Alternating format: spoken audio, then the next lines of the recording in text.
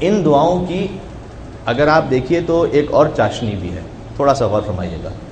دیکھیں دنیا میں بہت ساری حقیقتیں ہیں، لیکن ضروری نہیں ہے کہ ان حقیقتوں سے آپ کو دلی عقیدت بھی ہو جائے. صحیح غور فرمائیے گا. مثلا میں آپ سے کہوں کہ 2 جمع 2 4 ہوتے ہیں، یہ ایک آفاقی حقیقت ہے، یونیورسل ٹروتھ ہے، اس میں کسی مذہب کی ضرورت نہیں ہے. 2 جمع 2 4 ہوتے ہیں. آپ نے کہا بالکل ٹھیک ہے. پھر میں کہوں کہ اس 2 جمع 2 4 سے آپ اپنی دلی عقیدت کا اظہار فرمائیے. کہیں گے مولانا اس میں کون سی عقیدت کی بات ہے، اس میں کون سی محبت کی بات ہے؟ 2 جمع 2 4 ہوتے ہیں تو ہوتے ہیں، ختم ہو گئے. کتنے ہی سائنٹیفک ٹروتھس ایسے ہیں، زمین گول ہے، سب کو پتہ چل گیا اس کی خاص ایک شکل ہے تو ہے. اس سے میرے دل کا کیا تعلق ہے؟ میں کہوں کہ آپ اس کے اس حیت سے اور آپ اس کے اس شیپ سے محبت فرمائیے. نہیں، ایسا نہیں ہو سکتا. انسان جب کسی شے سے محبت کرتا ہے تو اس کے اندر کوئی ایسی چاشنی، کوئی ایسی کشش ہونی چاہیے کہ اس حقیقت کی جانب آپ کا دل مائل ہو سکے. اور ہمارے کیا گزارش کرنا چاہ رہا ہوں، اس کا مطلب یہ ہوا، مثلا ایک اور مثال دوں. اگر آپ چاند کو، مون جس پر رمضان کے سٹارٹ میں کم جھگڑا ہوتا ہے اور آخر میں بڑھ جاتا ہے، تو اس کو سائنٹیفکلی دیکھیں تو اس سے آپ کو کوئی عشق، کوئی محبت پیدا نہیں ہوگا.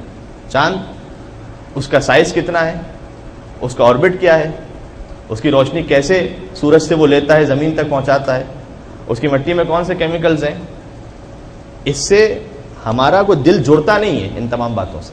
لیکن اگر آپ چاند کو ایک شاعر کے شعر میں دیکھیں تو خود بخود آپ کا دل مائل ہوگا اس چاند کی طرف. اس لیے کہ شاعر نے اپنے شعر میں اس چاند کو سائنٹیفکلی ڈسکس نہیں کیا، اس نے اس خاص استعارے کے عنوان سے ڈسکس کیا ہے، خاص محبت کے عنوان سے ڈسکس کیا ہے. مثلا وعلیکم السلام، معروف شعر ہے جناب محسن نقوی مرحوم کا کہ محسن یہ چاند اس لیے ہم کو عزیز ہے، تنہا یہی چراغ ہے قبر بطول پر. اب اس چاند جو یہاں پر لکھا ہوا ہے آپ کو ایک عقیدت ہے اس سے. یہ چاند اس سائنٹیفک چاند کے اعتبار سے نہیں ہے کہ جو سائنس میں ڈسکس ہوتا ہے. اور ہمارے میں پھر سے گزارش کروں کہ محسن یہ چاند ہم اس لیے ہم کو عزیز ہے، تنہا یہی چراغ ہے قبر بطول پر. اس چاند سے آپ کو محبت ہوگی. ٹھیک ہے، اس کا مطلب کیا ہوا؟ ایک اور مثال دیتا ہوں پہلے، پھر بات آگے بڑھاتے ہیں. مٹی، میں آپ کے سامنے مٹی کے سینکڑوں اقسام ذکر کرتا جاؤں، البتہ میرا نہ کوئی سائنس شعبہ ہے نہ مجھے اس کے بارے میں علم ہے، تو سائنسدان نظر آتے ہیں. جناب علی پاکستان کی مٹی ایسی ہوتی ہے تو انڈونیشیا کی ویسی ہوتی ہے، تو برازیل کی ویسی ہوتی ہے، تو امریکہ کی ویسی ہوتی ہے. یہ ساری حقیقتیں، آپ کو اس سے کوئی محبت نہیں پیدا ہوگی. لیکن میں آپ سے کہوں خاک شفا تو ہے تو وہی خاک ہی، لیکن چونکہ یہ منسوب ہے امام حسین علیہ السلام کے ساتھ، آپ کو اس خاک سے عشق ہو جائے گا. تو کبھی محض حقیقت اگر ہو اس سے دل مائل نہیں ہوتا ہے جب تک اس میں کوئی ایسی شے نہ ہو کہ جو مجھے اس حقیقت سے قریب کرنے والی ہے. لہذا خاک شفا کے بارے میں کیا کچھ نہیں کہا گیا اور کیا کچھ نہیں پڑھا گیا اور کیا کچھ نہیں سنا گیا. نسبت ہو جنہیں آل محمد کی ولا سے، خوف آتا ہے ایسی نمازوں کی قضا سے، اور ہر خاک سے انسان کا کفن ہوتا ہے میلا. کفن کو کہتے ہیں نا کہ کم از کم جب دفن کیا جا رہا ہے تو اسے صاف رکھا جائے. ہر خاک سے انسان کا کفن ہوتا ہے میلا، لیکن یہ نکھرتا ہے تو بس خاک شفا سے. اب اس خاک شفا میں یہ جو خاک ہے اس سے ہمیں محبت ہوگی. ٹھیک، یہ میں بات کیوں پیش کر رہا ہوں؟ اگر آپ خداوند متعال کی جو حقیقت ہے وہ واجب الوجود، اسے محض کیلکولیشن کی حد تک رکھیں، شاید ہمارا دل ایسے مائل نہیں ہوگا رب العالمین کی بارگاہ میں. اور ہمارے یعنی اگر آپ فقط اسے یوں رکھیں کہ جیسے اس کمرے کا کوئی نہ کوئی بنانے والا ہے، اس کے بغیر یہ ہال نہیں بن سکتا تھا، ویسے کائنات کا بھی بنانے والا ہے. فقط اگر ملٹیپل کیلکولیشنز کی حد تک رکھیں، میتھمیٹیکل کیلکولیشنز کی حد تک، تو ہم یہ سوچیں گے کہ ہاں ٹھیک ہے خدا ایک حقیقت ہے، لیکن میں کیوں اس سے محبت کروں، میرا دل کیسے مائل ہو. اس کے لیے سہارا ہے یہ دعائیں. کیوں؟ اس لیے کہ امام نے فرمایا کہ خدا فقط وہ ایک حقیقت نہیں ہے کہ جس کا نعوذ باللہ تم سے کوئی تعلق نہ ہو، بلکہ وہ خدا کیا ہے؟ یا من اظہر الجمیل، وہ خدا وہ ہے جو تمہاری اچھائیوں کو ظاہر کرتا ہے. وہ ستر القبیح، وہ خدا وہ ہے جو تمہاری برائیوں کو چھپا دیتا ہے. یا رازق الطفل الصغیر، وہ خدا وہ ہے کہ جو چھوٹے بچے تک کو بھی رزق پہنچاتا ہے. یا راحم الشیخ الکبیر، وہ خدا وہ ہے جو بوڑھا ہو جاتا ہے کوئی تو اس پر رحم فرماتا ہے. وہ خدا وہ ہے جو گناہوں کو معاف کر دیتا ہے، وہ خدا وہ ہے جو ہدایت فرماتا ہے، وہ خدا وہ ہے کہ جو مشکلات میں یا سند اللہ سند اللہ، یا عماد اللہ عماد اللہ، یا ذخرم اللہ ذخر اللہ، پروردگار تو اس وقت اس کا سہارا ہوتا ہے جس وقت کوئی کسی کا سہارا نہیں رہتا۔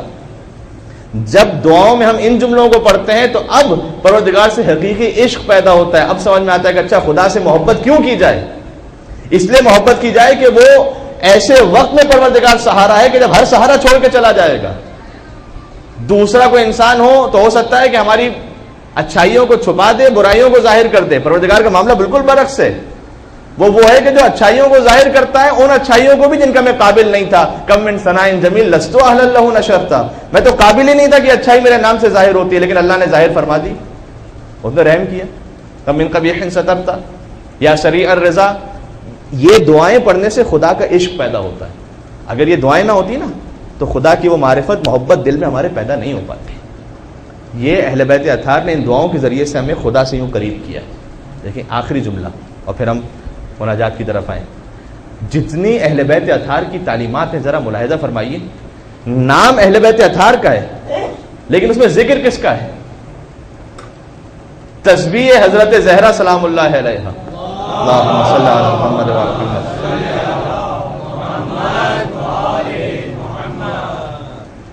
ملی شہزادی کونین کے صدقے میں نا، اس میں ذکر کس کا ہے کہ جب تم در فاطمہ زہرا تک پہنچ جاؤ تو شہزادی تمہیں تسبیح عطا فرمائیں گی کہ در فاطمہ زہرا کے صدقے میں در رب العالمین تک بھی پہنچ جاؤ۔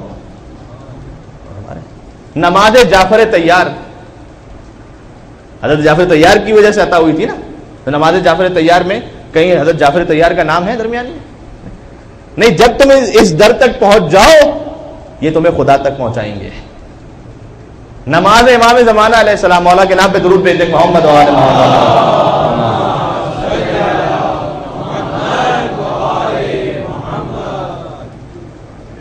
امام زمانہ کی نماز پڑھو، اس میں کیا ہے؟ 100 مرتبہ کو ایاک نعبد و ایاک نستعین، 100 مرتبہ اللہ سے مدد بھی طلب کرو، اس کی عبادت کا اقرار بھی کرو۔ یعنی اب جو حضرت حجت تک پہنچ گیا، حضرت حجت اسے خداوند متعال تک پہنچا دیں گے۔ یہ ہے اہل بیت اطہار علیہ السلام کا در۔ اور ہمارے یہاں جو کہ بہت خوب کسی نے کہا تھا کہ مانا کہ نماز علوی کی خاطر خورشید سر شام پلٹ آیا تھا، لیکن اللہ ہر شبیر تیرے ایک سجدے کی کشش جاتا ہوا اسلام پلٹ آیا تھا۔ جو در حسین ابن علی پر آیا، اب حسین نے وہ قربانی دے کر اسلام کو بچایا، یعنی توحید پروردگار۔ نعوذ باللہ، امام حسین علیہ السلام ظاہر ہے کہ مخلوق ہے، وہ خالق ہے، لیکن عقیدہ توحید باقی نہ رہتا اگر اہل بیت اطہار کی قربانیاں نہ ہوتی، کوئی اس کو جاننے والا نہ ہوتا، کوئی اس کو ماننے والا نہ ہوتا۔ تو ان دعاؤں سے یہ سمجھ میں آتا ہے ہمیں کہ جب آپ اہل بیت کے در پر آئیں، اب میں نے مولا سید سجاد علیہ السلام کی کئی دعائیں پیش کی آپ کے سامنے، اب صحیفہ سجادیہ کے ذریعے سے ہم خدا سے قریب ہوئے۔ یہ فقط مذہب اہل بیت اطہار کا افتخار ہے، یہ ہمیں شرف حاصل ہے۔ اور ہمارے علامہ امینی نے کہا کہ جنہوں نے اہل بیت کے در کو چھوڑا، کئی نعمتیں ان سے چھوٹ گئیں، اس میں سے 2 اہم نعمتیں، ایک اہل بیت کی زیارت سے بھی محروم ہوئے، ان کی تعلیم کردہ دعاؤں سے بھی محروم ہوئے۔ یہ 2 نعمتیں ہمارے پاس ہیں۔